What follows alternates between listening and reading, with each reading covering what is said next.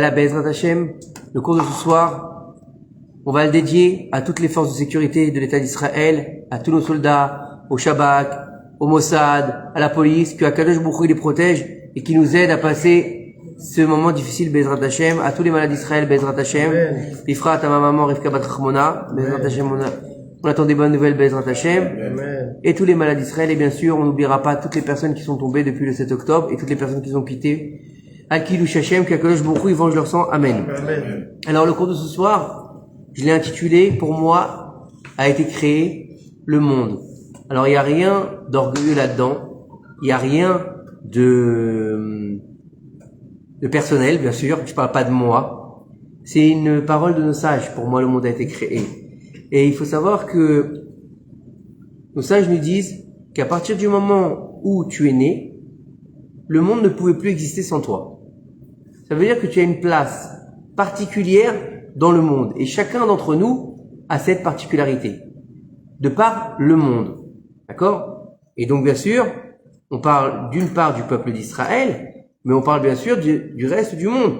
Puisque chacun, c'est un pion dans l'édifice du monde. On est bien d'accord? Et bien sûr, le Ham Israël, il a une place particulière puisque c'est celui qui a été choisi par Akadosh Baruch Hu pour transmettre sa prophétie. D'accord?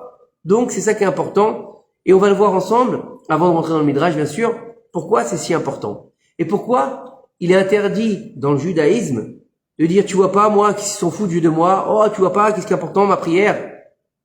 Alors, allez-nous dire ça. C'est pas possible de dire ça. Pourquoi? Puisqu'on vient de dire, pour moi, le monde, il a été créé. Mais qu'est-ce que ça veut dire? Pour moi, le monde, il a été créé aussi. On a vu la semaine dernière qu'il y avait une marloquette, à savoir, est-ce que l'homme aurait dû être créé, oui ou non? Et on avait dit qu'en fin de compte, il va devoir vérifier ses actions. Et en fait, on est dans la même mouvance. De comprendre aujourd'hui que, je pense que tout le monde regarde les réseaux sociaux. Aujourd'hui, aujourd'hui, on est amené dans tous les réseaux sociaux et dans tous les pans de notre vie à travailler dans le coaching avec des leitmotivs, avec des gens qui nous poussent en avant, des phrases qui vont nous aider à avancer, etc. Et en tant que juif, au lieu de se perdre dans les méandres des réseaux sociaux, quel que soit le réseau, d'accord, on a un livre, on a même plusieurs livres, mais on va en général l'appeler tout simplement la Torah, qui va nous donner toutes les cartes pour pouvoir mieux vivre, quelle que soit l'époque dans laquelle on vit. Et je peux vous assurer que j'en ai fait l'expérience directe. Il y a quelques semaines, je voulais absolument écouter un cours sur c'était sur la face cachée, le shadow, ça s'appelle, d'accord? L'ombre de nous-mêmes. En fait, la partie qu'on veut cacher, qu'on veut pas dévoiler aux autres, notre petit jardin secret, mais qui est quelque part nos défauts. Et ça a duré 1h15. D'accord? Alors la personne qui a donné le cours, c'est pas un rigolo, c'est un spécialiste en neurosciences, c'est un coach, il a toute la panoplie de ce que vous voulez pour pouvoir être affecté à faire ce genre de discours. Très intéressant, très vrai, très fort, vraiment didactique, tout était là. Mais je me suis tellement ennuyé, parce que tout ce qu'il avait dit, je l'avais étudié dans la Chassidoute, quelques semaines plus tôt. Donc, on voit bien que, surtout qu'il avait commencé son introduction à ce cours-là avec le Maharal de Prague nous dit. Donc, il avait ramené le Maharal de Prague. Si mes souvenirs sont bons, le Maharal de Prague était un rabbin. D'accord? Donc, on voit bien que tout est dans la Torah. Donc, pourquoi aller chercher ailleurs ce qu'on peut avoir ici? Ce qui est bien dommage, c'est que, en tant que juif, souvent, on a tendance à aller chercher dehors ce qu'on a déjà à la maison. Et c'est un des grands mots MAUX de notre génération. On veut toujours voir l'herbe du voisin pour qu'on pense qu'elle est plus verte. D'accord? Il a une meilleure bagnole, il a une meilleure femme, il a une meilleure situation. Non. Toi, t'as les kélim que tu as pour faire ce que tu as à faire. C'est tout. Et en fait, il faut comprendre que chacun d'entre nous, il est spécial. Il faut se regarder dans la glace en se disant, oui, je suis quelqu'un de particulier, je suis quelqu'un de spécial. Alors attention, on parle pas d'orgueil. On n'est pas dans le ligna de ce qu'on peut voir aujourd'hui, la célébrité absolue, de savoir on va devenir quelqu'un de visites sur les réseaux sociaux, on n'en est pas là du tout. On n'est pas du tout ça. On est en fait qu'aux yeux de la Torah, chaque individu, il est important parce que il est en train de créer le monde. Ça veut dire quoi il est en train de créer le monde? Le monde, il a été créé il y a combien de temps? 5784 ans. Donc en quoi il crée le monde? Il y a marqué Amechadesh betuvo bechol yom tamid maaseh bereshit. Il y a marqué que tous les jours, Akadosh Baruch Hu, il refait la création de nouveau.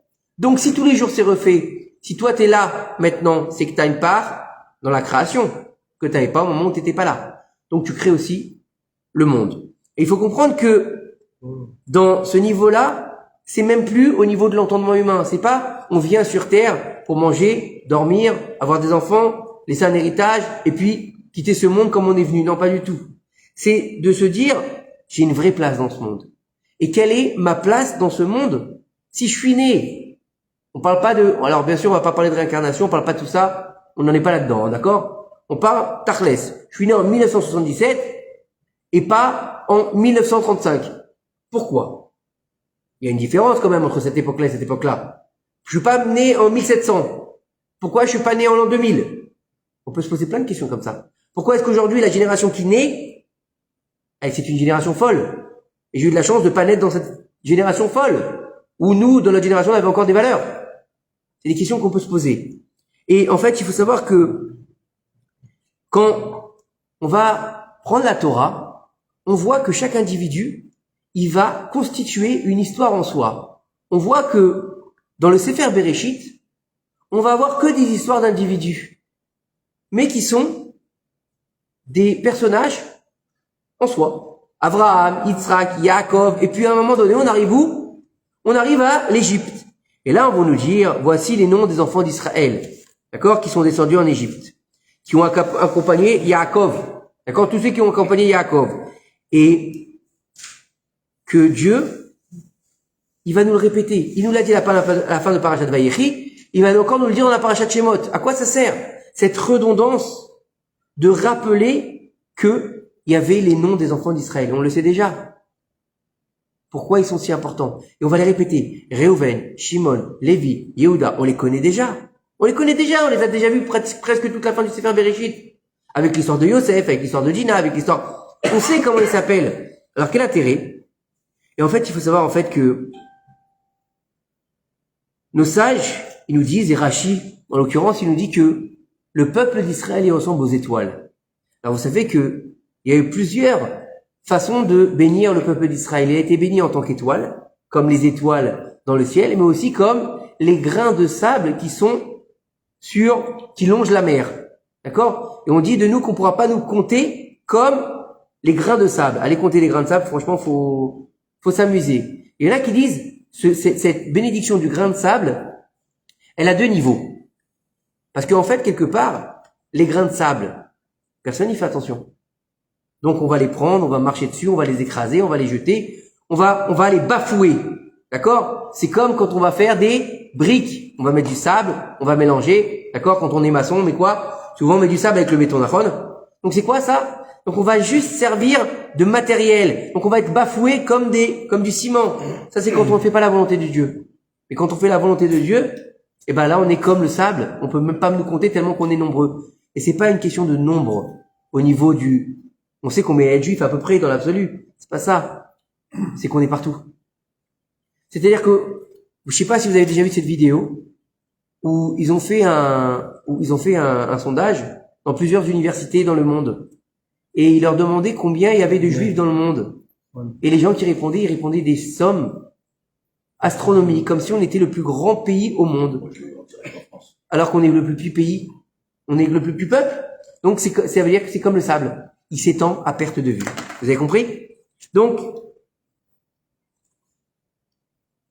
faut comprendre que ça veut dire quoi d'être comme les étoiles? Ça veut dire que chaque étoile, elle a un rôle particulier. Chaque étoile, elle brille de sa propre lumière.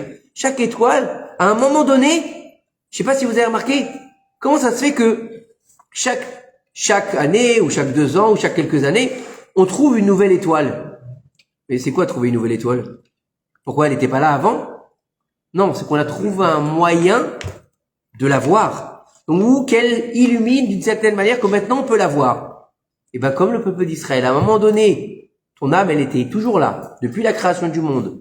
Mais elle illuminait pas l'époque dans laquelle tu vivais. Au moment où tu vas naître, la lumière commence à se diffuser dans le monde. Ta propre lumière, pas la lumière d'un autre. Ta propre lumière, en tant que création unique. Vous avez compris? Parce qu'il faut savoir, n'oubliez pas, que on peut aussi, par une personne, on peut construire le monde, mais on peut aussi le détruire. Qu'est-ce qu'il y avait marqué dans la Gemara et qui a été vachement répandu, cette phrase qui a été vachement répandue, d'accord, qui est une phrase de la Gemara, mais qui a été répandue par la liste de Schindler. Il lui a offert un anneau à la fin. Qu'est-ce qu'il y avait écrit sur cet anneau? Celui qui sauve une vie, sauve le monde. Comment ça se fait? Parce que chacun de nous, il crée le monde. Vous avez compris ou pas? Et celui qui détruit, il détruit le monde. Et celui qui construit, il construit le monde. Donc en fait, chacun de nous, il est unique. Chacun de nous, il est particulier. Chacun de nous, le monde, il a été créé pour lui. Mais en fait, il faut comprendre que les caractéristiques qu'on a, chacun, ils nous sont propres.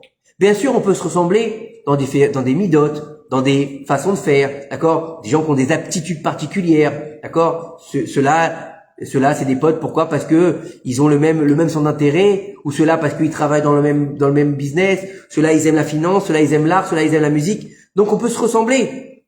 Mais même des jumeaux sont pas tout à fait identiques. Chacun, il a ses propres caractéristiques que Dieu lui a données. Et chacun, il a sa place dans son plan divin. Ça veut dire quoi? Ça veut dire qu'il peut pas prendre la place de l'autre. Ça veut dire que toi, ta mission, c'est ta mission. C'est pas la mission d'un autre. On l'a vu il y a pas longtemps. Il y a quelque temps au cours du Shabbat. C'est pas possible de faire la mission de l'autre. C'est pas pour ça que tu es venu au monde. Et si tu fais la mission d'un autre, tu ne peux pas exister. Puisque t'es pas toi. Et si t'es pas toi, tu peux pas exister. Et n'oubliez pas que la phrase que Rabbi Akiva il disait tout le temps, Ve'afta l'eracha kamocha. Tu aimeras ton prochain comme toi-même. Et pour aller un peu plus loin, c'est d'abord tu dois t'aimer toi-même pour pouvoir aimer le prochain. Donc ça veut dire que c'est nécessaire que ta propre personne soit importante à tes propres yeux. Pour pouvoir aimer l'autre, il faut s'aimer d'abord. Ou sinon c'est très difficile. Et en fait, tout est à sa place. Tout a un céder. On n'est pas simplement dans une histoire de vie où Dieu il a mis l'homme sur le monde, il a dit allez, maintenant, débrouillez-vous, faites ce que vous voulez, moi je repars dans le ciel et puis amusez-vous. On n'est pas, merci, on n'est pas dans le jeu risque. Vous connaissez ce jeu risque là qu'il y avait à l'époque où il fallait créer des armées et après combattre un continent. Non, on n'est pas là-dedans. Risque, ça s'appelait. On n'est pas du tout là-dedans. On n'est pas dans le jeu des comme il y avait de stratégie ou comme il y avait à l'époque à Rome, pas à Rome pardon, en Grèce antique où il y avait d'un côté les gentils, de l'autre côté les méchants et de l'autre côté les dieux. Il n'est pas du tout là-dedans, c'est pas du tout comme ça que ça marche chez les juifs. C'est-à-dire que Dieu, il va faire un plan divin et dans ce plan divin, il va mettre des éléments, mais il va aussi mettre des personnages plus ou moins importants qui vont se refléter dans son plan. Ce plan-là, il s'appelle comment? La Torah. Pourquoi? Parce qu'il y a marqué Istakel Boraita ou Baralma. Il a regardé dans la lumière divine, il a créé le monde. La lumière divine, Oraita, ça s'appelle, pour nous, clairement, la Torah. Il a regardé dans la Torah, il a créé le monde. Donc en fait, chaque âme qu'on a, elle est unique. Alors des fois, elle est complémentaire. Ça veut dire qu'il y a une âme qui va se scinder en deux, et qui va aller dans deux personnes. Chaque personne est unique par rapport à son morceau d'âme qu'il a reçu. Vous avez compris? C'est pas un problème, ça. Mais est-ce que, même si c'est la même âme, ils sont uniques? Oui. On est unique, et on a une place dans le plan divin. D'accord? Et c'est pour ça que, dans le judaïsme, je sais pas si vous avez remarqué, on n'est jamais d'accord. On n'est jamais d'accord. Quelle que soit la discussion, on n'est jamais d'accord. D'accord? On n'est jamais d'accord sur tout. D'accord? Comment on fait une synagogue? Attends, on va mettre les bancs comme ça. Non, moi je veux des bancs comme ça. Et toi, je veux des bancs comme ça. Et toi, on va organiser une soirée. Alors, je veux ce chanteur-là. Non, je veux ce chanteur-là. Là, le Khazan. Ah, celui-là, moi je veux un Tunisien. Moi je veux un Marocain. Moi je veux un... On n'est jamais d'accord. Parce qu'on est tous totalement uniques. On est en fait dans l'accomplissement de notre propre mission. Donc on veut en fait, ce qu'on a besoin en tant que lumière, c'est de propager notre lumière sur les autres. Vous avez compris? Donc, en fait, le but de notre vie, c'est de trouver ce pourquoi le Créateur nous a envoyés sur terre.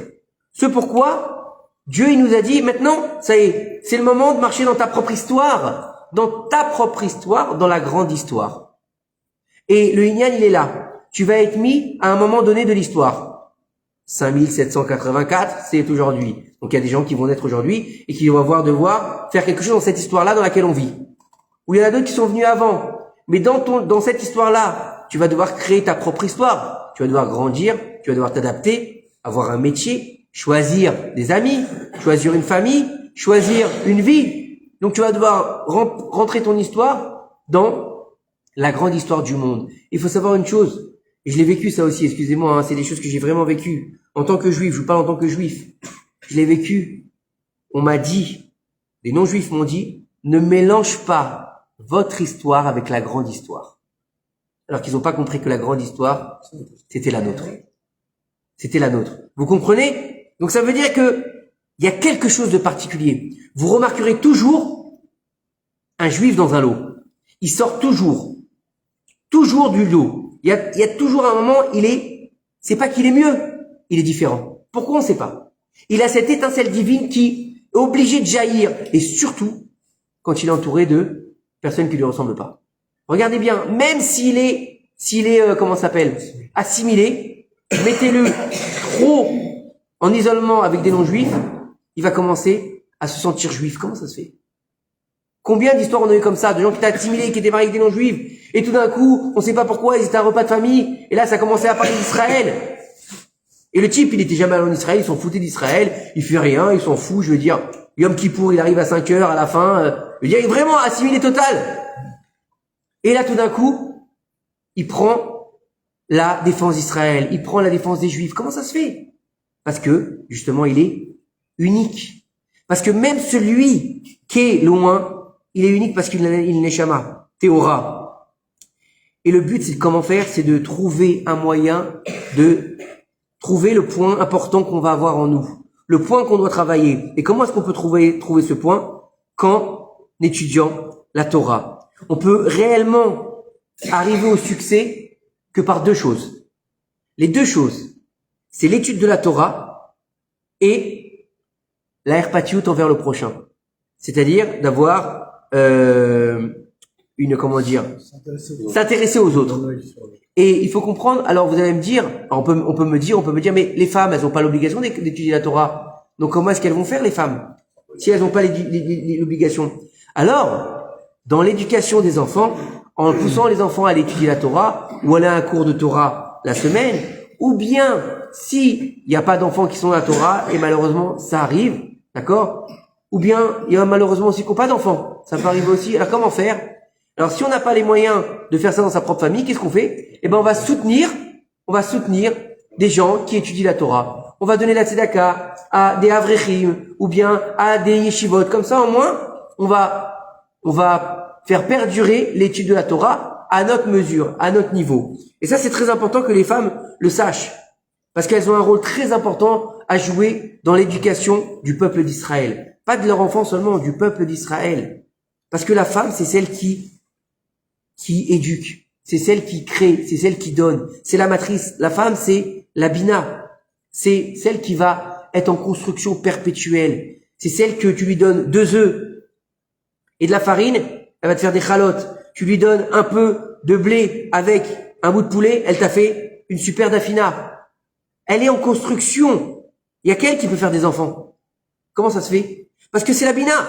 Un homme ne pourra jamais avoir d'enfants malgré ce qu'on peut nous faire croire aujourd'hui. Un homme ne mettra jamais au monde des enfants. Pourquoi? Parce qu'il peut pas, il est chokhma. Lui, il est dans le don et elle est dans la réception. Pour pouvoir ensuite être dans le don et pouvoir construire cet enfant. Et un homme, il pourra jamais être en gestation. D'ailleurs, on dit très bien qu'un homme ne pourrait pas supporter les contractions de la femme, qu'il en mourrait. Pourquoi? Parce qu'il n'est pas fait pour, il n'est pas banou, il n'est pas construit pour ça. Et donc, il faut comprendre que chacun, il a son niveau à mettre en place. Et le Chafetz Chaim, il nous dit quelque chose d'énorme. Il nous dit ici, écoutez bien, il nous dit que aujourd'hui, donc le Chafetz Chaim c'est quand même contemporain, hein, c'est que c'est vrai qu'aujourd'hui, on n'étudie plus la Torah comme avant.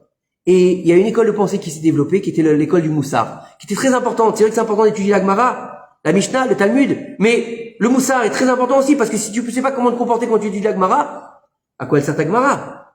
Donc on a vu beaucoup de personnes qui ont donné des cours de Moussar, comme le Messilat Yesharim, le Ramchal, d'accord, Rabbeinu Yonah, et beaucoup d'autres aussi, d'accord. On a eu le Rav Dessler, on a eu Rabbi Israël Salanter, donc on a eu vraiment des écoles de pensée du Moussar, et ça je vous parle du 19e siècle. On parle de choses qui sont récentes, d'accord. Et le Chafetz Chaim il nous dit, il faut faire très attention à ne pas critiquer un livre ou un cours, car même si on n'a pas apprécié, d'accord, à moins bien sûr il nous dit ici que ce soit complètement planté, hein, d'accord. On dit pas quelqu'un qui va donner un cours de Torah et tout ce qu'il a dit c'était n'importe quoi, ou bien que c'était de la kfira, d'accord. Le type il fait un cours de Torah et il va dire que des choses contre la Torah. On parle de quelqu'un qui on n'a pas kiffé, ça arrive. Ou bien des fois on s'ennuie dans un cours de Torah parce que ça nous touche pas, ça arrive aussi, d'accord.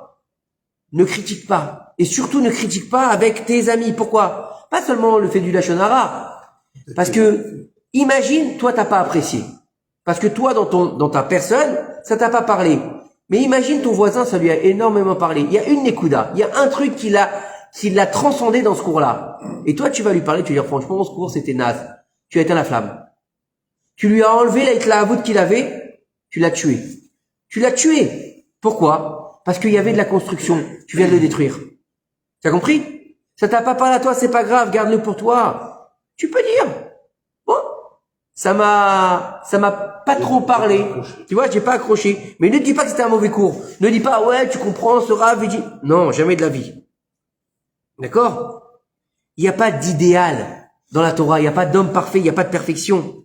La perfection, elle est de toujours vouloir faire mieux. Et ici, il nous dit le Netziv, d'accord? Il nous dit que comment atteindre la perfection?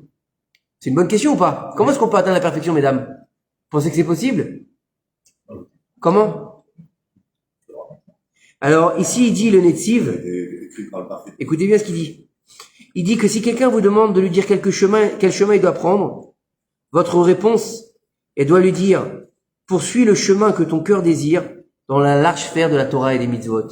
Ça veut dire en fonction de toi. C'est ça la perfection. C'est ton chemin parce que c'est ta propre perfection. La perfection, elle n'est pas universelle. La perfection n'est pas tous des clones. Lo alenu. Vous savez, aujourd'hui, on est très dans la pensée unique. Et ça fait peur parce qu'il se passe. Mis à part le fait que maintenant, comme on l'a dit la semaine dernière, on peut se prendre pour un renard à comment dire, ascendance pied de poule, d'accord? Mais aujourd'hui, j'ai lu un article, aujourd'hui ou hier, ils ont développé un robot avec un cerveau, d'accord? Qui est fait en cellules souches. C'est un drame. C'est-à-dire quoi? On va être remplacé par les robots. Ça veut dire qu'on va nous implanter des puces. On est quoi? On est des clones. On est des Terminators. On va être des robots. C'est pas ça, le judaïsme. On n'a pas de pensée unique. On est dans Shivim Panim la Torah, 70 facettes de la Torah. On n'est jamais d'accord. On n'est jamais d'accord dans le bon sens. Ne pas arriver à ne pas être d'accord dans le mauvais sens, ça c'est Korach. On ne parle pas de ça du tout, Chas v'Shalom.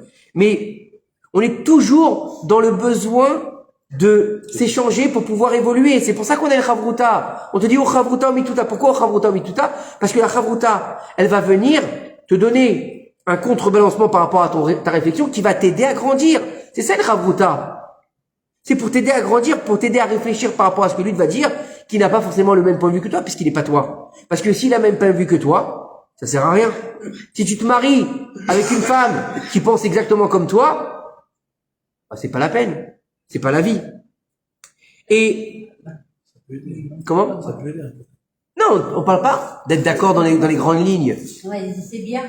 C'est bien, non? C'est pas bien. De quoi? Il faut qu'il y ait des classes d'accrochage. Ouais, mais faut avoir le même derrière. Et après, oui. Sûr, il faut qu'il y ait après, ce que je veux dire, c'est que on doit être d'accord, mais c'est-à-dire que on peut pas être pareil. Pourquoi? Parce que ça veut dire que si tout le monde est tout le temps pareil, c'est-à-dire que l'un il s'écrase devant l'autre. C'est-à-dire que l'un il n'existe pas. D'accord? Parce que c'est sûr que on peut pas être pareil. Pourquoi? Parce que tout simplement, physiquement, déjà, on n'est pas pareil.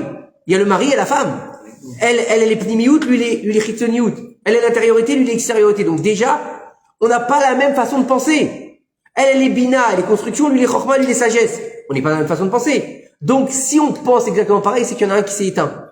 Et c'est pas ça le but du judaïsme. C'est toujours d'avoir sa place, aussi bien en homme que la femme. Parce que celui qui dit le judaïsme est misogyne, c'est qu'il a jamais rien compris au judaïsme.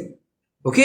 Alors, il faut comprendre que l'accomplissement de notre judaïsme et l'accomplissement de nos mitzvot, va nous permettre d'être uniques. À tel point que, on va voir dans le Sefer Bereshit, qu'il y a marqué quelque chose d'incroyable. Il y a marqué, et voici, d'accord? Il y a marqué comme ça. Il y a marqué que, en fait, il y a marqué quoi? Il y a marqué que, et voici les toldot, la descendance du ciel et de la terre. Be'i Beraham en leur temps. Et là, marqué ne lit pas Be'i Beraham, mais lit Be'avraham. Ça veut dire que le monde, il a été créé pour qui? Pour Avraham Avinu. Ça veut dire que, en fait, lorsque Dieu, il va parler à Avraham à un moment donné, Avraham qui est le premier des patriarches, il est très important dans le judaïsme par rapport à sa façon d'être, sa façon de vivre. Comment il a été mis en place. N'oubliez pas qu'Avraham, il est censé pas avoir d'enfant. Sa femme, elle n'est pas de matrice, il doit pas avoir d'enfant. Et il voit Avraham, d'accord? Il pouvait lire dans les étoiles. Et quand Akadosh Baruch Hu, il lui dit, il va se révéler à lui, il va lui dire, va pour toi et tu vas être une grande nation. Il lui dit, ah baba, mais moi, j'ai vu dans les étoiles, j'aurai jamais d'enfant. J'aurai jamais d'enfant. Alors Dieu, qu'est-ce qu'il va faire? Il va le prendre, il va le mettre au-dessus des étoiles. Parce qu'il y a une Mazal Israël. Chacun, il est comme une étoile parce qu'il est au-dessus des étoiles. Ça veut dire quoi? Ça veut dire que si, voici les engendrements du ciel et de la terre pour Abraham, ça veut dire que les engendrements du clair et de la ciel, c'est pour chacun d'entre nous. Pourquoi? Parce qu'on est des descendants d'Abraham. Vous avez compris? Ça veut dire qu'on est dans un niveau de quoi? De se dire que tout ça, tout ce qui nous entoure, c'est pour nous. Et à chaque fois que tu fais des courses, je sais pas si vous avez déjà fait ça pour les courses de Shabbat. En tout cas, moi, je le fais systématiquement. Je ne prends jamais le premier paquet. Vous avez jamais fait ça? Je ne prends jamais le premier paquet, ou la première pomme, ou le premier melon. Jamais. Ça ne m'arrive jamais. Je pose la main, et c'est quasiment tout le temps. Je vais mettre la main, je change la main, et je prends une autre. Et à ce moment-là, je vous assure, hein, je dis pour moi, il a été créé le monde. Et c'est toutes les fois que je fais les courses, c'est comme ça. Pourquoi? Parce que cette pomme-là, depuis la nuit des temps, son essence même, elle est réservée à moi, et pas à un autre. Je vous assure, c'est comme ça que ça marche, c'est comme ça que nous disent nos sages dans la Mishnah. Et c'est pour ça que, étant donné qu'on dit que Maaseh Avot Siman Labanim, les actions des pères, sont un signe pour les enfants, donc tout ce que Abraham il a pris, si lui, le monde, il a été créé pour lui, ben, il a été créé pour nous aussi, puisqu'on est les dignes descendants d'Abraham, Yitzhak et de Yaakov. N'oubliez pas une chose, c'est que le tri qui a été fait. Donc nous, on fait partie de la descendance directe. Pourquoi? Esav, il a été écarté. Ishmaël, il a été écarté. Ils font plus partie de la descendance. Mais nous, les enfants de Yaakov, puisqu'on est des Yehudim, on est des Juifs, au nom de Yehuda, d'accord? 4e fils de Yaakov Avinu, le Bechira Avot. Donc on a Abraham, on a Yitzhak, on a Yaakov, et nous. Donc on est en ligne directe. Vous avez compris? Donc pour nous, la Mishnah nous affirme de dire le monde il a été créé pour moi. Ça montre notre importance dans le monde pour Akadosh Baruch Hu, mais qui plus est encore plus. De quoi? De nous responsabiliser vis-à-vis de la création du monde. Ça veut dire que on peut pas dire pour moi le monde il a été créé, ça baba, tout va bien, allez, je suis un pacha, venez travailler pour moi, venez m'amener à manger, venez... Non. Responsabilise-toi, c'est-à-dire que tu as un rôle à jouer dans la création du monde. C'est-à-dire que maintenant, pendant tes 70, 80 ans de vie, 100 ans, on ne sait pas exactement combien de temps on est là, mais qu'est-ce que tu vas faire? Qu'est-ce que tu fais de ta vie? Est-ce que tu es devenu celui que tu devais être ou tu es passé à côté de ta mission de vie? Est-ce que tu étais en devenir ou tu t'es perdu dans les méandres de ta vie? Et c'est ça la question qu'il faut se poser. Il faut comprendre que il est difficile de voir un être unique quand on va se regarder dans le miroir. Surtout dans notre génération, où on est tous dans le virtuel, où on est tous dans justement cette pensée unique, ce clonage de pensée, ces influenceurs qui vont nous faire croire qu'on est tous les mêmes. Et c'est vrai qu'on va se dire, je suis pas mieux qu'un autre, qu'est-ce qu'on va regarder dans une classe en général, qu'est-ce qu'on regarde? C'est des faux. C'est des faux. Ah, j'ai un gros nez.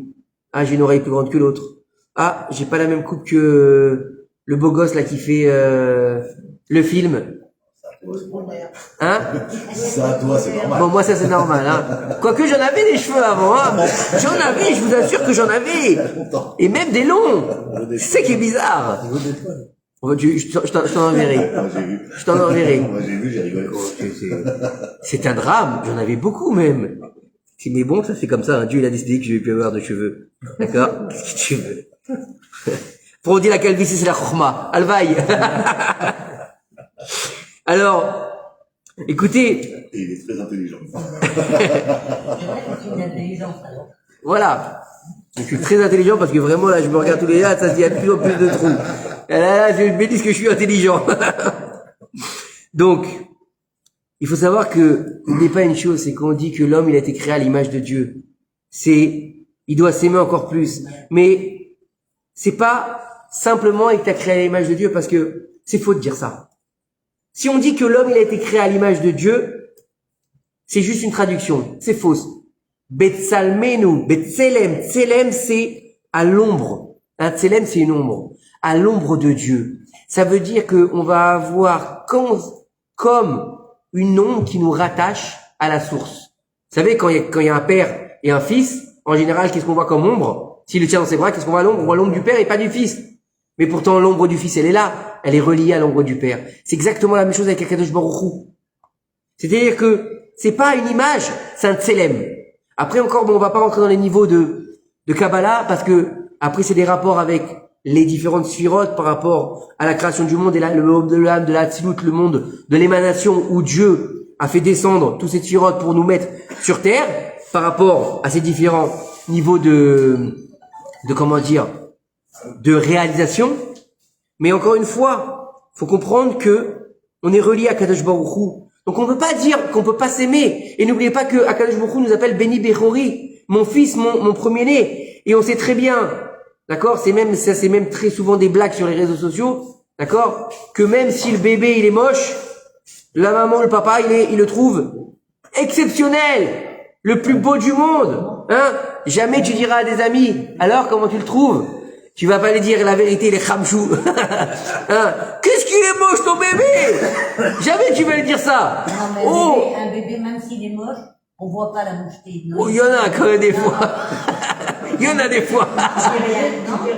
Tu dis rien, tu dis, oh, on dirait sa grand-mère.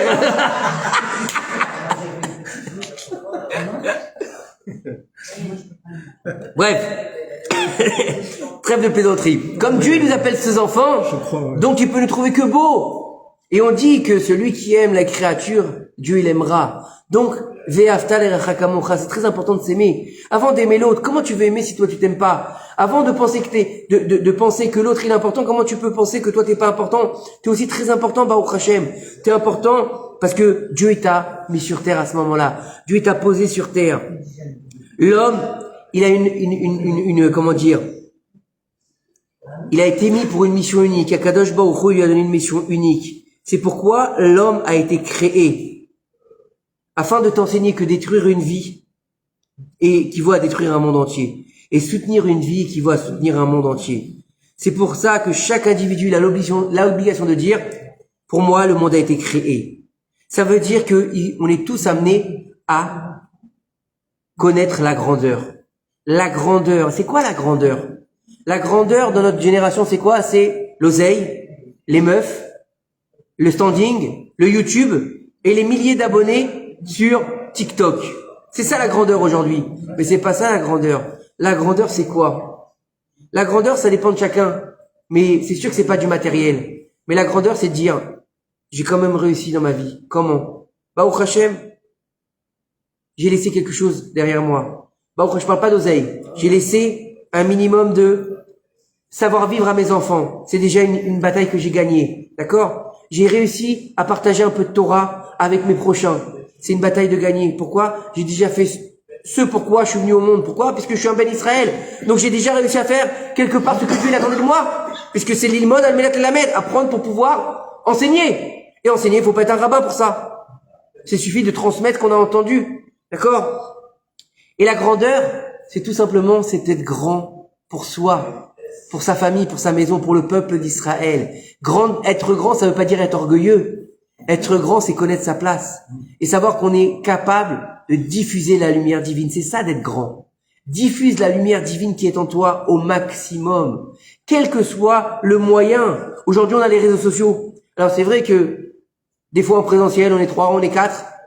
Mais le lendemain matin, on a vu qu'il y a 100 personnes qui ont vu le cours. Alors peut-être qu'ils ont regardé 5 minutes du cours. On sait pas, je sais pas, je regarde pas toutes les statistiques. Il y a marqué des fois 100, 200, 300, 400 personnes. Le cours du Rav Ben Arouche, plus de 1500 personnes. Combien de temps ils sont restés, j'en sais rien. D'accord? Sur l'écran. Mais peut-être que pendant cette minute qu'ils sont restés sur l'écran, ils ont été touchés à un point qui leur a fait faire teshuva. Et ça suffit. C'est suffisant pour pouvoir créer un monde en faisant teshuva. Parce qu'en faisant faire teshuva à une famille, tu peux sauver une famille entière. Et en malheureusement, mal te comportant et en disant à quelqu'un, ouais, de toute façon, toi, ta Torah, ou toi, de toute façon, tu fais pas Shabbat correctement, et le mec, tu l'as dégoûté de la synagogue, tu risques de détruire toute sa maison. Parce que l'un, d'un côté, tu vas lui dire un mot, peut-être que demain, il va commencer à étudier, et peut-être que lui, il va venir, il va être traditionnel, comme on les appelle, mais son fils, il va kiffer, il va rentrer à la yeshiva. Et demain, il va mettre ses enfants à la yeshiva. Et demain, son petit-fils, il va être rabbin. Et son arrière-petit-fils, il va être rabbin. Et son arrière-petit-fils, il va être Moël, Sandak. Et même s'il est Toubib, et même s'il est avocat, mais qu'il est dans le chemin de la Torah, t'as sauvé toute une famille. Et l'autre, il était tradition, tranquille. Et tu vas lui dire, tu sais, toi, ta Torah, elle vaut rien aux yeux de Dieu. Le mec, il va tout laisser tomber. Et son fils, il laisse tomber le truc. Et malheureusement, le petit-fils, il va aller avec une Goya. Et malheureusement, le Hallelujah t'a détruit toute une maison. Pourquoi? Parce que t'as pas compris que chacun de nous, il est exceptionnel à son niveau. Chacun de nous, il est en mesure d'être un monde en soi. D'accord? Et l'essence particulière de chacun d'entre nous, c'est quoi? C'est quoi l'essence de chacun d'entre nous? C'est notre intériorité. D'accord? Ça veut dire que, quel que soit le niveau dans lequel on se trouve, on doit réussir à se connecter à notre moi intérieur. À celui qui nous fait vibrer. C'est pas celui qui nous fait vibrer à l'extérieur. Celui qui va nous amener à savoir est-ce que je me lève ce matin pour aller bosser? Est-ce que je vais gagner assez d'argent aujourd'hui? Ça, on s'en fout. C'est vrai que c'est important. On a besoin. Mais c'est pas une fin en soi. On le voit bien. Après 120 ans, t'amènes pas ton oseille avec toi, hein. Comme cette fameuse histoire avec les paires de chaussettes. Même une paire de chaussettes. D'accord? Les affaires, les habits, t'amènes rien. Donc qu'est-ce qui nous reste si c'est pas les mitzvot et les masim tovim? Si c'est pas les moments qu'on a consacrés à la Torah? Si c'est pas ces moments-là qu'on a volés dans notre génération? Comme il a dit le Rav Ben Loulou, on a du temps pour tout et pas pour la Torah. Il a dit on a du temps pour tout, c'est vrai. La plupart des gens, ils ont le temps de tout faire. Les sorties, les week-ends, le Netflix, la console, il n'y a pas de problème. Mais va leur dire dans la cour de Torah, c'est fini. C'est pas possible. Comment ça se fait? Parce que c'est dur, le Yetzer Hara, il est plus fort, il est plus dur. Mais je peux vous assurer que grâce à Dieu, aujourd'hui, on peut étudier la Torah n'importe où. N'importe où. Dans le bus, dans la voiture. Bon, on évite les endroits sales comme les toilettes, on est bien d'accord, hein, on parle pas de ça. Mais n'importe où. D'accord? T'es sur un banc dehors, tu peux étudier la Torah. T'es au canyon. Ta femme elle est en train de faire les boutiques, bon tu restes dehors parce que ça sert à rien que tu rentres là-dedans, sinon ça va te coûter encore trop cher. Et ben tu peux écouter un cours de Torah. Vous avez compris? Il y a tout, on peut étudier la Torah partout aujourd'hui. Là, grâce à Dieu, j'étudie dans le bus. Pourtant je peux vous assurer que c'est pas agréable dans le bus. Et ben voilà. Un peu d'Orach Chaim HaKadosh, un peu de Kabbalah, un peu de Chassidut, ou dans le bus. Mais c'est pas l'endroit pour étudier. Ouais, mais quand t'as une demi-heure de route de bus, au lieu de la perdre, ben, étudie une demi-heure. Allez, tu as besoin de te reposer un petit peu, et ben 10 minutes étudies, et 20 minutes tu te reposes, c'est pas grave. Mais au moins t'as essayé. J'ai fini tout le Sefer Bereshit, d'accord? J'ai fini tout le Sefer Bereshit du livre Yaroum Venissa qui parle des parachiotes de Sefer Bereshit, d'accord? Maintenant, il faut savoir que chaque paracha, d'accord, c'est plus de 150 pages à peu près, d'accord, d'études. Ben, je l'ai fini, ce livre, dans le bus. 4 livres, je les ai finis dans le bus. Il n'y a pas d'endroit pour étudier. On dit que, justement, ces petits endroits, ces petits moments volés, t'attends au supermarché des fois. T'attends au supermarché, des fois il y a la queue, Dieu bénisse, t'as l'impression que c'est la sortie d'Égypte. D'accord? Au lieu d'attendre comme un dub à regarder le chat qui fait miaou là. Ouais. D'accord? Eh ben écoute 5 minutes de Torah. Hein? Je suis obligé de laisser cette fois-ci mon téléphone ouvert, c'est pour les réservations. Non mais je t'en prie, il n'y a pas de Voilà, problème. d'habitude, je l'éteins, mais là, je sais que les réservations, ils s'appellent. Étudie la Torah. 5 minutes, 4 minutes, 1 minute. N'oubliez pas ce qu'on dit. Celui qui étudie 2 halachot par jour, chelek, yeshlo chelek l'olam haba. Donc, dans ton temps volé, étudie la Torah. Je vous assure que c'est merveilleux. C'est très difficile parce que des fois on est très fatigué, qu'on a envie de se laisser aller. Mais des fois, t'as 5 minutes. Au lieu de mettre Michael Jackson, mais un rave, 5 minutes, une halakha. Ça y est, t'as fait ta journée. Les rabbinim, en plus, ils ont fait quelque chose de très... Il y a plein de choses aujourd'hui. Ils ont vite compris que faire des cours de 3-4 minutes... dans Ça la marchait très bien. journée, Ouais, ça marche très bien parce qu'il y a des messages profonds. Voilà, un message profond. Je croyais que t'avais parlé Quoi? de Sarah qui chante Matatiao. Ah. Non, c'est comme il y a des rabbins qu'on trouvait belle chose. Ouais, il y a Matatiao, il chante. Qui ça? Le chanteur là? Matatiao. Le reggae? Non. Ah, je vois pas c'est qui. Matatiao, Bref. c'est un chanteur et... Bon, je vois pas qui c'est. Bref, en tout cas, c'est très important. Pourquoi? Parce que pour moi, il a été créé le monde.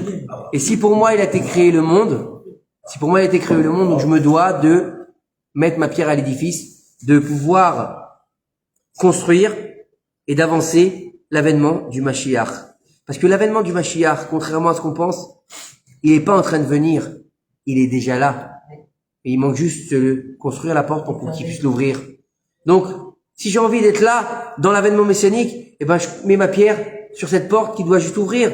Et plus on mettra de pierre, plus il pourra très vite avoir cette porte en face de lui, la pousser pour pouvoir venir nous délivrer, bienvenue. Amen. Alors, ça c'était au sujet de pour moi, le monde il a été créé. Et bien sûr, comme on a commencé depuis quelques semaines, on va continuer sur notre lancée. Je pense que ça plaît, je pense que c'est important, et je pense que ça nous parle aussi de continuer à savoir qu'est-ce qui s'est passé après le Sefer Torah. Comprendre qu'est-ce qui s'est passé après. On a vu la semaine dernière que Rachav, cette fameuse femme, a sauvé les 2 explorateurs, Kalev et Pinchas, et que ensuite, ils vont devoir aller dire à Yoshua, voilà comment ça se passe en Canaan, et ils sont en train d'avoir peur de la conquête d'Eretz Israël. Alors ici, il nous dit que, vous vous rappelez qu'on avait vu que lorsque Yoshua Binoun, il avait oublié les halachot que Moshe Rabbeinu il lui avait donné parce qu'il avait été trop fier de lui, que Akadosh Baruch Hu, pour le sauver de la situation, il a dit maintenant on rentre en Israël. Donc allez, préparez-vous à traverser le Jourdain. Donc, lorsque les enfants d'Israël se tenaient sur la rive du Jourdain, prêts à rentrer en Eretz Israël, qui s'appelle à l'époque Canaan, Yoshua, il va aller voir les Kohanim. Il va leur dire, vous, maintenant, prenez, vous maintenant, prenez l'arche d'alliance et traversez le Jourdain en tête du peuple pour leur montrer le chemin. Vous savez que quand le peuple d'Israël se déplaçait dans le désert, il se déplaçait pas comme il voulait. Vous croyez que quoi? Qu'ils se décidaient, allez, aujourd'hui on se casse? Non, aujourd'hui on s'arrête? Non. C'était le Aaron HaKodesh qui se déplaçait. Quand le Aaron HaKodesh se déplaçait, eh ben, il se déplaçait. D'accord? Et il nous dit ici, dans tous de toutes les étapes que les Bnei Israël ont connues, le Aaron à Cohen, le Aaron Abrit, l'arche d'alliance, et voilà, c'est ce que je viens de vous dire, il allait devant le peuple.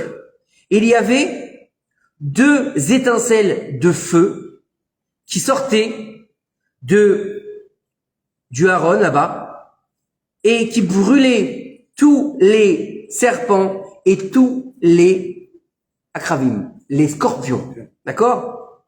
Et qui tuaient tous les ennemis d'Israël, d'accord?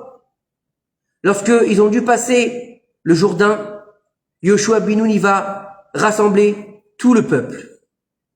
Et il va les mettre sous les tentures qui recouvraient l'arche d'alliance. D'accord?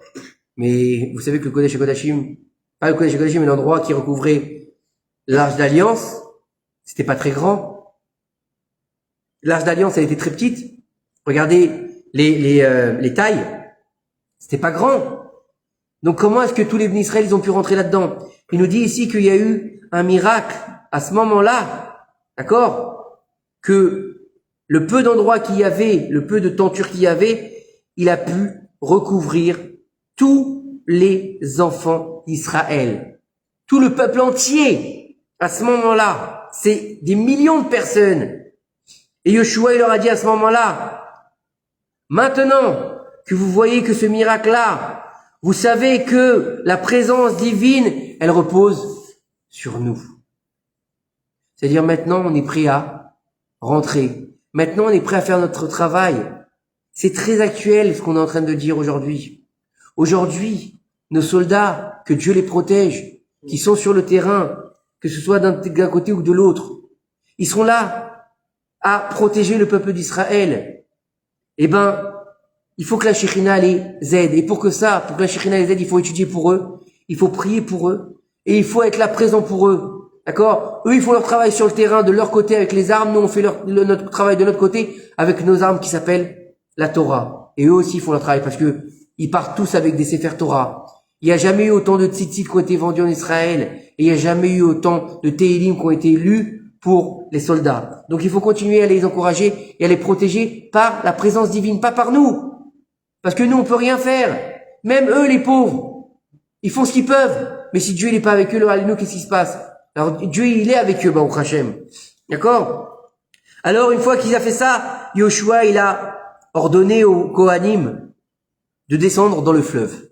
Alors, il n'y avait pas de canoë-kayak, il n'y avait pas de bouée, il n'y avait pas de radeau de la Méduse. Tout ça n'existait pas à ce moment-là. Ils n'ont pas créé des bateaux, il n'y avait pas non, il valait mieux qu'il n'y ait pas le Titanic parce qu'ils auraient mal fini. Alors, ils sont descendus à pied avec l'arche d'alliance. Lorsque les pieds, écoutez bien, c'est du Spielberg. Magnifique. Bon, en même temps, lui aussi, il est juif, Il a dû bien aller chercher là-dedans aussi pour faire ses films. Lorsque les pieds des Kohanim, ils ont touché le fleuve du Jourdain, comme dans le film, les eaux du Jourdain se sont levées d'un côté à Shlosh Meot 1000, je sais même pas combien ça fait, d'accord? Combien? 300 000? Non, j'en sais rien.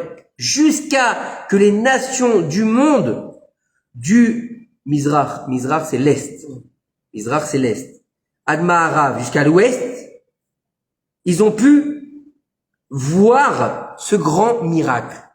Il y a 2 colonnes d'eau qui se sont faites de part et d'autre du Haron à Kodesh par les eaux du Jourdain.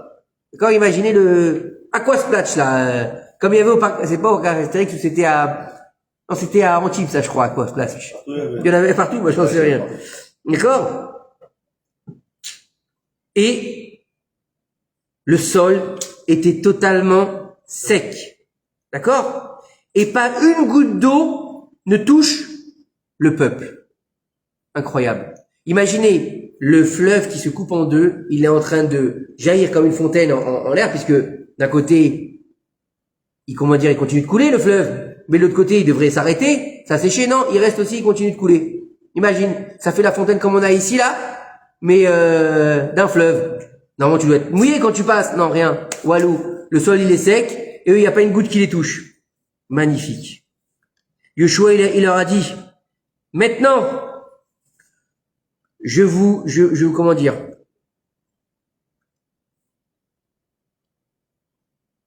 demande de nous donner l'assurance d'être achaïm, d'être responsable des avérotes qui seront faits en secret, qu'il n'y en ait pas, pour pas que l'eau n'en vienne à nous engloutir. Vous avez compris? Ça veut dire quoi? Yoshua, il leur dit, faites attention, maintenant on va passer le Jourdain. Mais c'est un miracle qui est en train d'être fait. S'il y a quelqu'un qui, dans son propre personne, ou caché, va faire une avéra, ça risque de faire de faire de l'ombre à tout le peuple. D'accord? Il leur a dit, Maintenant, vous allez passer le Jourdain et on va rentrer sur la terre qu'Akadosh Baruch Hu, il a assuré de nous donner en héritage. Seulement, si vous regardez ce qu'il fait Yoshua Binoun avant de les faire entrer en Israël. Il les prévient et il leur donne une, comment on appelle ça? Non, mais il leur dit qu'il y a une, comment on appelle ça? Une condition. Il les conditionne. Il leur dit maintenant, si vous prenez sur vous de vous battre contre vos ennemis comme un seul homme, vous passerez ce Jourdain avec en paix. Vous avez compris ce qu'il leur dit? Il les met en condition, pas d'avérote, et préparez-vous au combat. Préparez-vous au combat, mais pas au combat à chacun à sa place, tous ensemble. Ne soyez pas individuels dans votre combat, soyez une nation. Il faut que la nation, elle rentre sur sa terre. Pourquoi? Pour prendre part à la réalisation et la réalité du peuple d'Israël. Parce que sans terre, on n'a pas de nation. Vous avez compris? C'est encore très actuel ce qu'on est en train de dire. Ce qu'on est en train de lire. On veut détruire la nation d'Israël de toutes parts. Regardez ce qui se passe en France aujourd'hui. Aujourd'hui, vous l'avez entendu, ce fameux discours de Mélenchon? Qu'est-ce qu'il a dit? Le plus beau discours de ma vie. Ouais. Et on va dédier la victoire au peuple palestinien. Mais on est en France ou on est en Palestine? Je comprends pas. Ça veut dire qu'aujourd'hui, le but d'un des pans de la France, c'est quoi? D'éradiquer le peuple d'Israël. Ça veut dire quoi? C'est-à-dire que l'antisémitisme, il se réveille sous couvert d'antisionisme. Je vous invite à regarder le cours Les faces cachées de la France du Rav Tutu. Quand on voit ce qui se passe aujourd'hui en France, c'est clair comme de l'eau de rose. Il a fait ce cours, je crois qu'il y a plus de 10 ans. Roche, j'ai dit. C'est ce que j'ai dit? Non, de Roche. Ah, j'ai peut-être fourché. J'ai peut-être fourché. J'aime bien les roses, c'est peut-être pour ça. Oui, j'aime bien les roses. Et alors, on peut être un garçon et aimer les fleurs, c'est quoi le problème? J'aime pas ces clivages de dire il aime les fleurs parce que c'est un garçon. Donc, la prochaine fois, vous amenez des roses, alors. Voilà. Mais alors, Non, mais c'est que, hein. si vous m'amenez des roses, c'est des roses bleues. Ah oui. Allez en trouver, hein. Ça existe, Je sais que ça existe. Ah oui? Ou des roses baccarat. Ah bah là, c'est autre chose. Voilà. J'ai Comme dirait l'autre, c'est pas le même prix. J'ai des goûts de luxe. Non, c'est tout le contraire de moi. D'accord? Alors, parce que si vous passez pas en paix, les eaux du fleuve vont vous avaler. Ça fait peur quand même, moi, je trouve. Hein. Moi, je sais pas si je serais parti. J'aurais dit, bon, écoute, on va attendre. Je vais peut-être construire mon petit radeau. Il y avait les rêvards avec eux en plus. Ouais. Ils ont tous eu la même responsabilité, grosso modo, Ouais. que le Kohen Gadol. Exactement. Alors, il leur a dit... Même une pensée, ça peut... Alors, il a dit ici, les Bnei Israël, ils ont accepté toutes les données que leur avait donné leur nouveau chef pour traverser le Jourdain à pied sec. Ok? Et là-bas, ils vont mettre en place 12 pierres. 12 pierres que Yeshua, il a demandé de mettre en place. Pourquoi? 12 pierres, une par tribu. À chaque endroit où il y aura une tribu, il devra mettre une pierre. Alors, nos sages nous expliquaient à quoi servaient ces pierres. Et j'avais lu une très belle explication qui disait que ces pierres-là, elles servaient à quoi en fait? Pourquoi on a besoin de mettre des pierres? Depuis quand on fait de la Avodazara, nous? On fait comme à la Mecque, on va tourner autour de la pierre? Non, on fait pas ça du tout. Chas v'shalom. Il disait que, dans l'étude que j'avais lue à ce moment-là, il disait qu'en fait, ces pierres-là étaient en fait une référence à la mezouza. Elle faisait office de mezouza pour l'entrée en Eretz Israël. Étant donné que tu rentrais en Eretz Israël, c'est comme si tu rentrais à la maison, donc il faut que tu mettes une mezouza chez toi. Vous avez compris? J'avais trouvé très, très belle cette explication. Alors,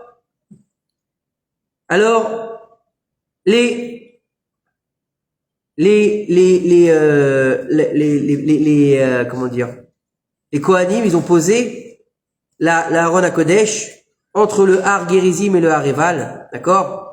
Et tous les autres, une fois qu'ils ont passé le Jourdain, d'accord? Ils ont mis ça entre le Har Gerizim et le Har Eval, c'était 2 montagnes, après qu'ils aient passé le Jourdain, d'accord? Il faut savoir que ces 2 montagnes, elles sont très importantes, elles sont dans la Torah, dans la Parashat Re'eh, dans le Sefer Devarim. C'est la Beracha et la Klala.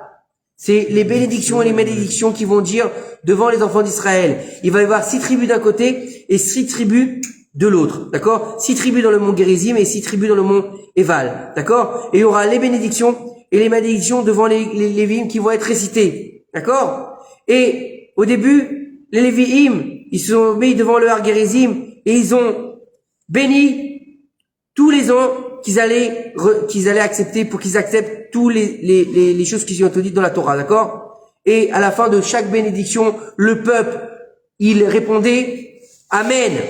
Et ensuite, les Lévi'im, ils se sont tournés vers le Haréval. Et là-bas, ils ont récité toutes les malédictions. D'accord? Pour celui qui ne respecterait pas la Torah. Et tout le peuple en soi, il a répondu Amen.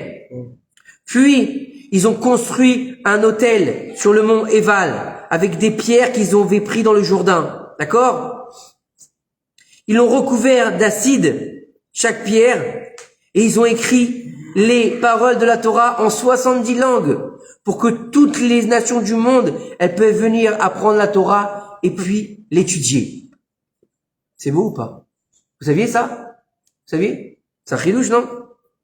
Au même moment, les Bnei Israël, ils ont envoyé aux nations du monde, seulement à toutes les nations du monde, sauf aux 7 peuplades qui étaient en Eretz Kenaan. D'accord? Ils leur ont dit, venez avec nous et acceptez de nous rejoindre pour servir le Dieu d'Israël, le Dieu du monde, et de faire Teshuvah. Regardez comment c'est énormément en rapport avec la situation dans laquelle on est aujourd'hui. C'est-à-dire que le porteur du message divin, c'est Israël, mais il vit pas tout seul, il travaille pas tout seul, il va travailler avec les nations du monde. Puisque s'il a un message à porter aux nations, s'il le garde pour soi, ça ne sert à rien. S'il n'arrive pas à le partager aux nations du monde, ça ne sert à rien. Et quand les nations du monde n'arrivent pas à le comprendre, qu'est-ce qu'elles font? Elles se lèvent contre Israël. Et c'est là qu'on en est aujourd'hui. Donc ce qu'on est en train de lire dans le Midrash, au moment de l'entrée en Eretz Israël, il est énormément d'actualité. D'accord? Et après ça, les Bnei Israël, ils ont fait des misbéach, ils ont fait des hôtels de sacrifice, et ils ont fait là-bas des sacrifices pour Akadosh Baruch Hu. Ils ont bu, ils ont mangé, et ils ont remercié Akadosh Baruch Hu pour le grand miracle qui leur avait été fait en passant le Jourdain. Il faut savoir que de là, on peut apprendre encore une fois l'importance de la Hakarat Hatov, du remerciement, de ne pas être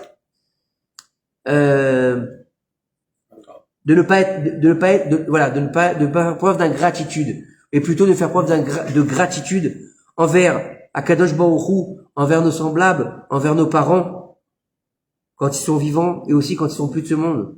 D'accord? Pourquoi? Savoir que c'est vrai que on peut dire bon ils sont plus de ce monde, j'ai plus besoin de gratitude envers eux. Non, tu peux avoir de la gratitude, d'accord? En allant de temps en temps sur leur tombe, en nettoyant la tombe aussi, si c'est possible bien sûr, hein.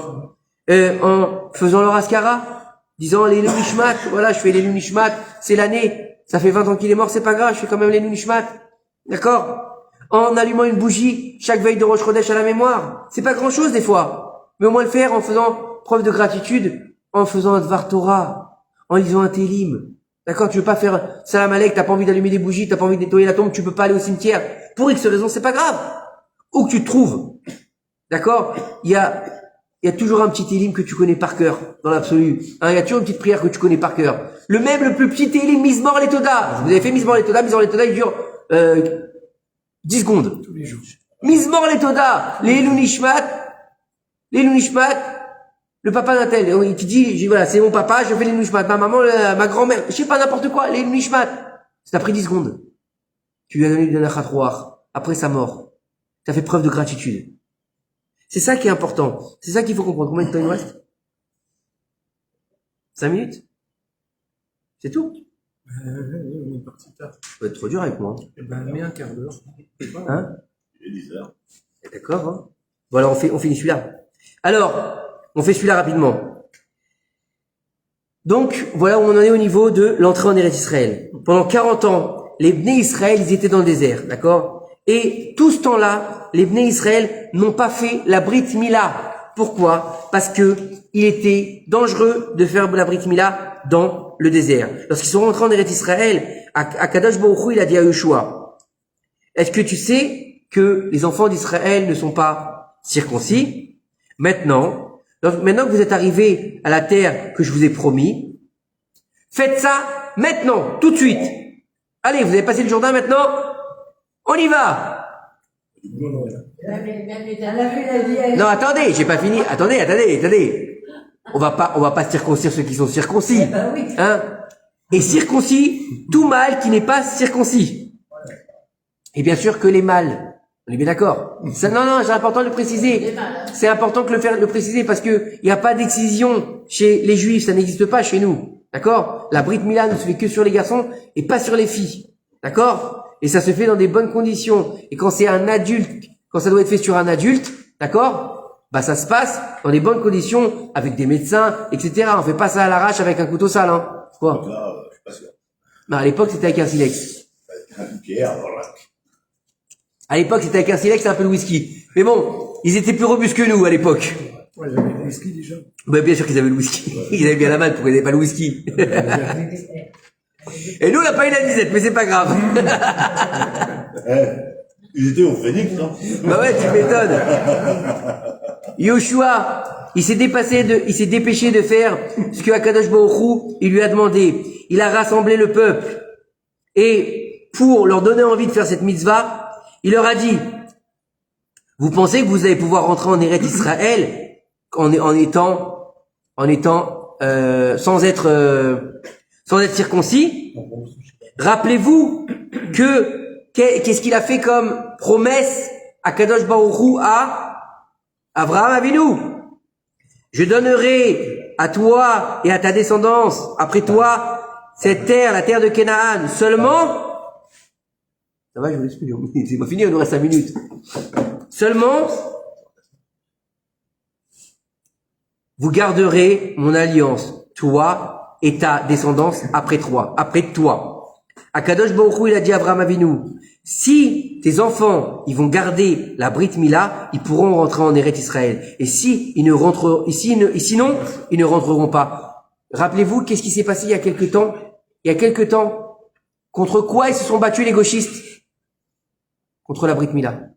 Contre la Brit Mila en Eretz Israël. Interdire la Brit Mila en Eretz Israël. Pourquoi? En disant parce que le bébé, il n'avait pas la conscience de pouvoir décider s'il voulait oui ou non faire la Brit Mila, donc il fallait interdire la Brit Mila, que c'était de la barbarie. Donc regardez bien, on y est encore.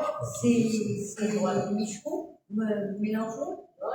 Non, Non, mais là je parle en Israël, je m'en fous de la France, je parle en Israël. En Israël, ça s'est passé. Ça a été remis en question. Ah bon? En Oui, Israël. en Israël même. Alors on continue. Par contre, en France, Pour l'instant, ils n'avaient pas parlé de ça. Hein. On continue. non, ils sont revenus dessus. Vous voulez me laisser finir? On fera de la politique après si vous voulez. Ils sont pas là, de toute façon. Voilà, on n'est pas là-bas. Alors il était dit ici, alors maintenant on va devoir faire la promesse qu'on a fait à Abraham Avinu, et Akadosh Baruch Hu fera sa promesse qu'il lui a fait à lui. D'accord? Tout le peuple d'Israël, il a reçu les paroles de Yoshua bin Nun et ils se sont circoncis eux-mêmes et leurs enfants. C'était des balaises. Imagine, on dit, vas-y, circoncis-toi. Moi, je te dis, je passe mon tour. Laisse-moi tranquille, je passe mon tour. Arrache-toi un cheveu, on a du mal. Ouais. Laisse-moi tranquille, je veux pas. Toi, encore plus que nous, d'ailleurs. Vous arrêtez avec mes cheveux, hein. Y aller, ça. Je vais me mettre comme ça, hein. On verra plus, hein. C'est plus simple, hein. Un qui se moque de mes cheveux. Au même instant, Akadosh Baruch Hu, il a dit, maintenant, je vais enlever la honte de l'Égypte d'eux-mêmes, d'accord? Parce que puisque Paro, il avait dit sur Israël, je vois dans les étoiles une étoile qui s'appelle Ra'a, le mal, d'accord? Et elle est dans le Mesdames, excusez-moi. Elle est dans le symbole du sang et de la mort sur vous. Et donc, pour faire la différence avec ça, le sang qu'il avait vu quand ils ont fauté au Hegel, c'est ça qu'il avait vu Pharaon dans les étoiles. Et Akadosh Baruch Hu, il a voulu les détruire et faire d'eux un bain de sang. Moshe Rabbeinu, il a demandé à Akadosh Baruch Hu de les pardonner. Qu'est-ce qu'ils diront l'Égypte? Quand ils verront ça, ils auront raison. L'étoile, elle a vu le meurtre des milliers de Juifs. Alors qu'est-ce qu'il a fait? Akadosh Baruch Hu, pour pas que se réalise entre guillemets la prophétie de Pharaon, d'accord? Akadosh Baruch Hu, il voulait pas que ce rat, ce mauvais, se mette en place. Il n'a pas détruit le peuple. Et le sang qui devait être versé au moment du Hegel, il a été versé au moment où ils ont fait la Brit Mila en rentrant en Eretz Israël. Maintenant, donc, j'ai enlevé de vous la honte de l'Égypte. Vous avez compris? Aujourd'hui, lorsque vous vous êtes circoncis vous-même, c'est-à-dire que vous avez pris sur vous, c'est Messirut Nefesh de se circoncire. Ça veut dire que tu fais Messirut Nefesh, tu fais un don de toi. C'est comme si tu étais mort. Tu revis. C'est une renaissance. T'es plus le même. D'accord? Il ne restera plus une seule chose de ce qu'ils ont dit dans leur bouche, les Égyptiens. Et c'est pour ça que ils ont appelé cet endroit Gilgal. Les Galgel, c'est comme une vague. C'est comme si un Gilgoul aussi. C'est une résurrection, c'est une réincarnation. C'est les Galgel. On a fait tourner la chose. Ça veut dire quoi? Ça veut dire que on est passé d'une chose à une autre. C'est-à-dire que ce qui devait être le sang de la mort est devenu le sang de la vie. N'oubliez pas que lorsqu'on est sorti, qu'on a eu la mitzvah de Korban Pessah, Beddamaïr Chaim, par vos sangs vous vivrez. On a refait exactement la même chose à l'entrée d'Eretz Israël. Par vos sangs, vous pourrez rentrer en Eretz Israël, comme Dieu il a dit à Abraham Avinu. Puisque maintenant, vous avez réalisé ce que Abraham il a promis à Kadosh Baruch Hu, il va réaliser ce qu'il a promis à Abraham Avinu. Et par là, de comprendre que quand on réalise la volonté d'Akadosh Baruch Hu, il réalise notre volonté. Baruch Adonai Leolam. Amen ve Amen.